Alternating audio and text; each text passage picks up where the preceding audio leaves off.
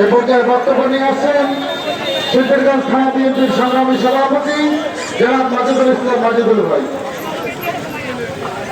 বিসমিল্লাহির রহমানির রহিম।